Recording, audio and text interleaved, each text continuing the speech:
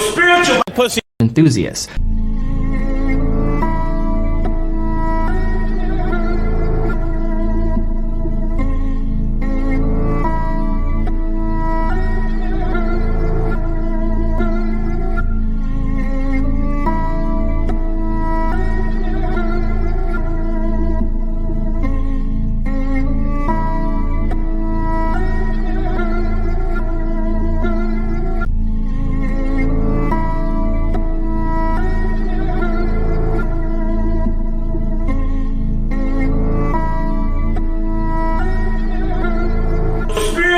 Pussy enthusiast. I am everything a God is, and a God is not.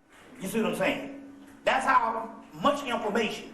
So it's crazy for us to think that we live in a modern time. We have these fragments that we always. So a lot of the people just got stuck in the Kemet thing now. If it's not coming from hieroglyphics, or if it's not coming from an Egyptian face, they think it's not African, or they think it's not Camite. Meanwhile, the white boy is up and running, because he understands that all of that stuff was translated in to different disciplines. Now, this is the other aspect. A foreign person could not come into a country and translate anything if they didn't know the language and they didn't know the actual principles. So, just about everything that is translated out of Kemet was translated by the Egyptian priest. I'll give you an example. There's a group called Alexandria. They put out some Alexandria books in the early 90s. They had these conferences, these white people had called the Alexandrian conferences. And they had these books 1 through 7, these volumes, like these manuals that came from the conference. And in one of the books, they had also done research. And what they had found out was that the Temple of Isis, the Temple of Dendera, which is the later Greco-Roman temples, especially the Ptolemy temples, Temple of Aset at Philae, the Temple of Dendera, Temple of Esna, Temple of Komombo, and all these particular temples, leading from the Temple of Dendera, which they literally, and I know this from Gerald Massey, they literally had a hieroglyphic wall, in one of the walls, they had this hieroglyphic piece of papyri in the wall. And they took it out and they gave them the dimensions in the blueprint for the Temple of Dendera. So basically what they did was there was an older temple that was corroding. So basically what they did was that they took the papyrus, they gave the dimension and blueprint for that particular temple, and they just made a complete temple identical to the next one. So in so many words, the stone might be a newer stone, physical stone, but the hieroglyphic inscriptions and the walls and everything is over 90,000 years old. And this started as one of the bases of the actual temple, of the other Ptolemy temples. So a lot of those temples were built from older temples. But for 100 years, well, let's put it this way, for close to 200 years, what they did, the Egyptian priests, they translated Metanetta into Coptic, which is later day Egyptian, Aramaic, Hebrew, Greek, Latin, and Arabic.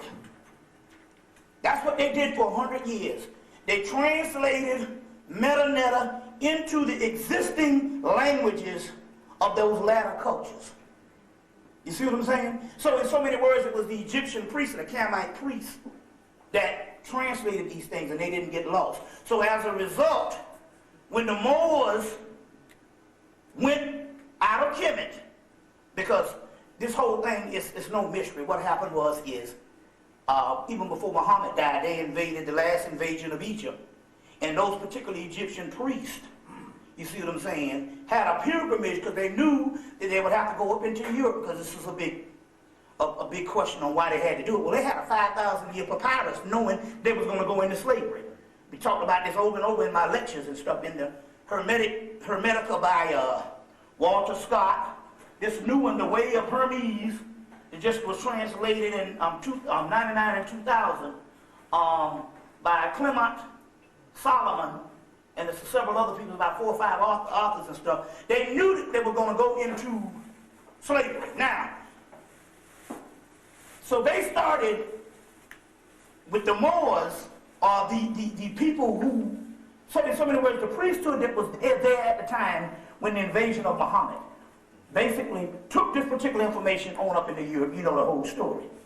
The key here is that was a part of the grand design, to try to understand that we were going into a form of slavery. They knew it 5,000 years before. We were losing memory. They knew that when they started building the stuff on the temple walls. Because we asked this question, and I think I said it the last time. Why is it we don't see these elaborate temples and monuments in the rest of Africa as we see in Kemet, in this one corner of the continent? You see what I'm saying? That is because we used to walk around with detail files. Now I know this because basically that's been my life for the last 15 years. You know, it's no real mystery. If I see it in the book once, I put it in this computer and I never forget it. And that's how I'm able to talk. So when you see these pieces of paper, these are nothing but little notes or something, little notes to suggest what to go into. So I have this, and this. But basically, I'm going into a computer that I have compiled information with detailed files. But this was the average African mind. If I could do this now, can you imagine what they used to do? So they had these detailed files. Everybody was born with detailed files. You can find that in books, Cosmic Memory by Rudolf Steiner. Rudolf Steiner, Cosmic Memory. His other book, Universe, Earth, and Man, Rudolf Steiner. Spiritual Hierarchies, Rudolf Steiner. Rudolf Steiner's a very interesting character because when I had a meeting with Richard King in Atlanta a couple of years ago, we both was talking about that a lot of the stuff you really want to get into some real prehistory of the earth. And Honorable Elijah Muhammad used to mention, so we did all kinds of things when we were gods. And you want to get into some of that stuff. Get into Rudolf Steiner because the Rosicrucians became some of the custodians of some of the information left behind by the Moors. And as a result, he usurped a lot of that information. And so a lot of this prehistory of the earth and stuff, Rudolf Steiner works, deal with that if you can get past that German scholarship. You know, Germans are real rigid. You know, but spiritual hierarchies, universe, earth, and man, and especially the one Cosmic Memory. Cosmic Memory. So we had these detailed files in our mind. And basically, we started losing memory. So we had to build monuments to record those things than what we do, that we used to have detailed files. And you get a remnant of the detailed file when you see the African griot. You understand what I'm saying? Different things like that. So basically, these large monuments and all of this papyrus was used to put in the world so that the European, which would come to power, because it said it in the Hermetic text, which would come to power. There's a book called The Cave of the Ancients that the Tibetans had, that they knew the day that the European was going to invade. And they had a prophecy that was 3,000 years. And 3,000 years to that day, the cracker rolled into town. It's in the book The Cave of the Ancients. And they're reminiscing now, because this was in the 1800s. And they were reminiscing by the time the British got there. And they had a 3,000-year prophecy that he would come. Well, the Egyptians and the Canaanites had the same prophecy. You see what I'm saying? So we started losing memory, so the large monuments was to record that. And the Moors, you see what I'm saying, under the banner of Islam.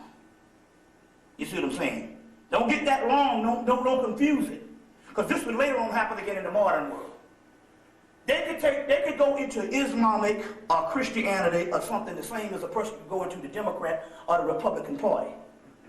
You see, they can use it as a party to put forth their agenda. These were Canaanite priests that used the level of Islam because Muhammad had made it a conquering instrument. You see what I'm saying? So they could use this to go in and conquer these lands to put this particular stuff in these citadels in Europe, the 16 universities.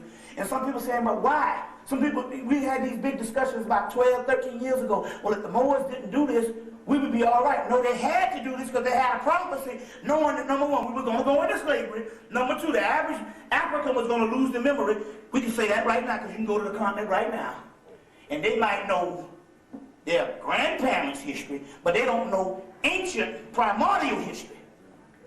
You know, we had a big, argument with some brothers in 92 that we was trying to tell them all this Camite and primordial history, and they were getting upset with us because they said, how dare you tell me about my history and you motherfuckers over here. And the brother who brought us was this African. He said, I'm so embarrassed. He said, they think you're talking about their grandparents. And you all are talking about ancient primordial history. You see what I'm saying? That has been lost. So they feel appalled for you a nigga in the ghetto telling them about history. And they think you're talking about their grandparents. And you're not talking about no 100, 200 years ago. You understand what I'm saying? So we know that we were going to lose this particular information. The whole African mindset had a form of amnesia. And then we had, just based on deterioration. Then we also had colonization, slavery, and what have you. You see that it even drove it even more with people giving you indoctrinations with their religions. So they knew that they had to go up into Europe, spend those 700 years, and give them all of these particular texts, because look what the motherfucker did with the damn knowledge. Like I said, they knew, like I said, the Bible is fundamentally a moralistic book, not for Africans, but for the Europeans. Look what he did with the moralistic book. Can you imagine if he didn't have no moral code at all? We would have been lunch a long time ago. Yeah, we lunch now, but you know what I'm saying? So they had to have a moralistic book, which is only dealing with the social behavior of the ancient Africans, or the ancient indigenous people around the world, made into a philosophical form for them to follow.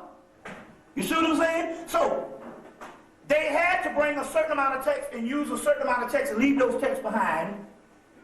So when we came out of our amnesia, we can now utilize these texts. So now don't be getting mad because white folks is writing all this stuff. They were only custodians for us. So I get a lot of black people over the years, we get so emotional. Because right now, with all the stuff I know about this cracker, he ain't shit. I don't hate white folks. Why?